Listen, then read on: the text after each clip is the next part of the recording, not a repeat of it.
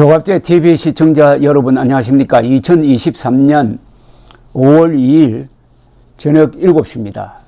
저희가 발간한 이인규 전 중앙수사부장의 회고록 나는 대한민국 검사였다. 누가 노무현을 죽였나라는 책이 나온 이후에 노무현 문재인 측에서 반발은 있었지만 반론은 없었습니다. 반론의 한 형태로서 고소 고발이라든지 판매 금지 가처분 신청이라든지 이런 게 없었습니다. 그러나 반발은 있었는데 반발은 그 사실과 너무 동떨어져서 무시할 정도였습니다. 이인규 전 대검중앙수사부장도 언론과 인터뷰를 사용하면서도 정치적으로 나를 공격하는 것은 참겠지만은 사실과 관련해 가지고 나를 공격하면은 적극적으로 대응하겠다라는 자세를 취했는데 사실관계로 시비를 거는 사람이 없었습니다. 이 책은 노무현 신화를 무너뜨렸다고 볼 수가 있습니다. 또한 문재인의 위선을 폭로한 책입니다. 문재인은 친구 노무현의 죽음 위에 거짓의 재단을 쌓아서 대통령이 되었다는 말이 이 책의 핵심입니다.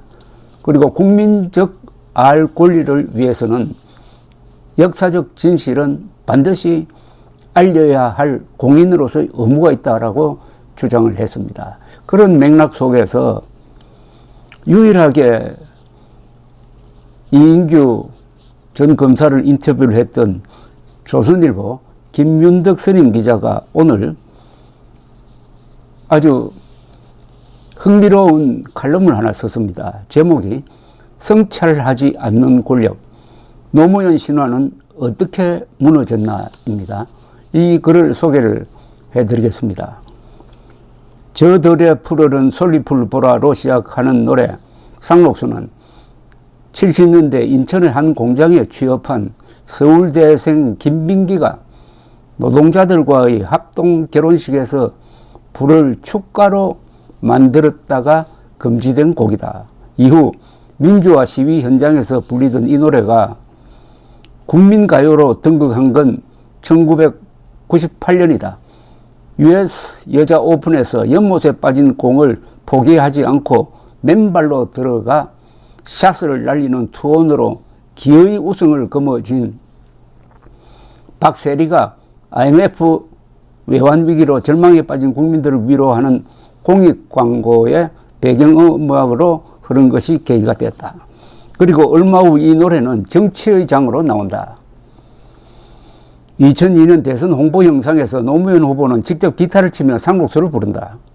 봉하마을에서의 극적인 서거 후 서울 광화문 노제에서 다시 울려 퍼진 이 노래는 명문으로 남은 그 유서와 함께 노무현을 신화로 만들었다. 이 모든 과정을 담은 다큐멘터리는 노무현입니다. 로서 2017년 185만 관객을 동원하여 노무현 신화의 활용 점정을 찍었다. 그에 비하면 후속작 문재인입니다는 졸작이 되었다. 노무현입니다에 이어 문재인입니다를 만든 이창재 감독은 지난달 29일 전주국제영화제 무대에 올라 이가 2개나 빠질 정도로 힘든 작업이었다고 토로했다. 2시간 분량의 다큐를 보니 그 고충이 이해되었다. 문재인표 전원일기라는 평이 나올 만큼 평산마을 사제에서 삽을 들고 텃밭과 정원을 일구는 모습이 지루할 정도로 이어진다. 감독의 말 맞다나 주연인 문 전 대통령이 비협조적인 탓도 있었겠지만 전작의 주연인 노무현만큼 드라마가 없는 탓이 컸다. 눈물이 핑 돈 장면이 있긴 했다.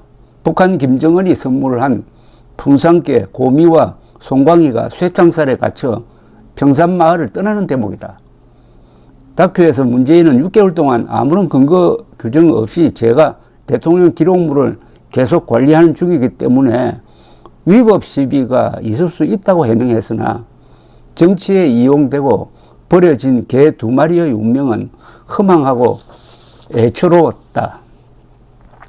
제작진은 문재인이라는 한 인간을 탐구했을 뿐 정치적으로 해석될 수 있는 부분은 뺐다고 했다. 그러나 문정부 인사들의 입을 빌려 주한미군 방위비 분담과 탄두 중량 협상 과정 등 몇몇 난제를 극복한 대통령 리더십을 극찬한다. 임종석 전 비서실장은 모든 스트레스를 그저 참아내던 사람이라며 인내의 리더십을, 강경화 전 장관은 문재인은 잘 듣는 사람이라며 경청의 리더십을 칭송한다. 문재인은 재임 시절 박근혜 대통령만큼이나 불통이었다는 평가를 받았다. 문재인을 드높이려는 노력은 퇴임을 목전에 두고 이미 한 차례 이루어졌다. KTV가 제작한 문재인 정부 5년의 기록이다.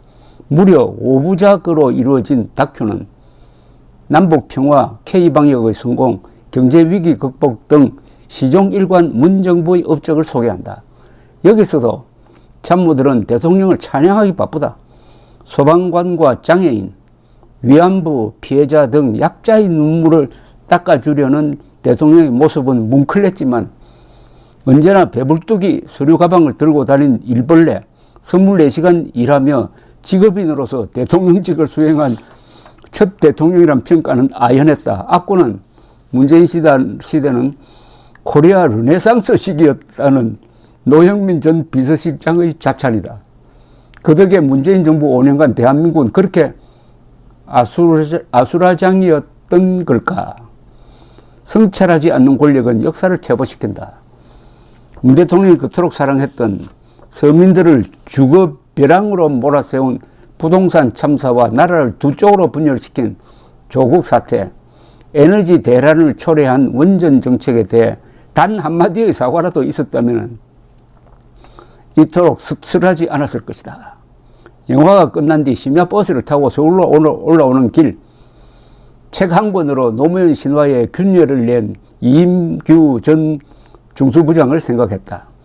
검사로서 넘어야 할 거대한 성벽이었던 노무현 대통령과 진검승부를 펼치고 싶었다는 이 천생검사는 수사 중 대통령의 죽음으로 졸지에 살인자이자 도망자가 되었다. 노무현을 저주하다시피 한 진보 진영이 서거 후 돌변해 그를 우상화하는 것을 보고 집필을 결심했다는 그는 5년간 수사 자료를 모으고 관련자 증언을 녹취하며 그야말로 칼을 갈았다. 놀라운 건 이인규 주장에 대한 일체의 반론이 없었다는 점이다. 일개 시민도 모욕죄로 고소하던 문재인 대통령 측은 물론 노무현 재단과 민주당 역시 단 한 줄의 반박 자료도 내지 못했다. 진보 언론이 침묵했으면 물론이다. 고속도로를 질주하는 버스의 차창으로 빗방울이 부딪혔다. 이어폰을 꽂고 상록수를 들었다. 양현도, 노무현도 아닌 원곡자 김민기의 탁주 같은 음성으로 첼로로 낮게 깔리는 전주에 눈물이 툭 떨어졌다. 바보 노무현 신화는 내게서도 그렇게 막을 내렸다. 감사합니다.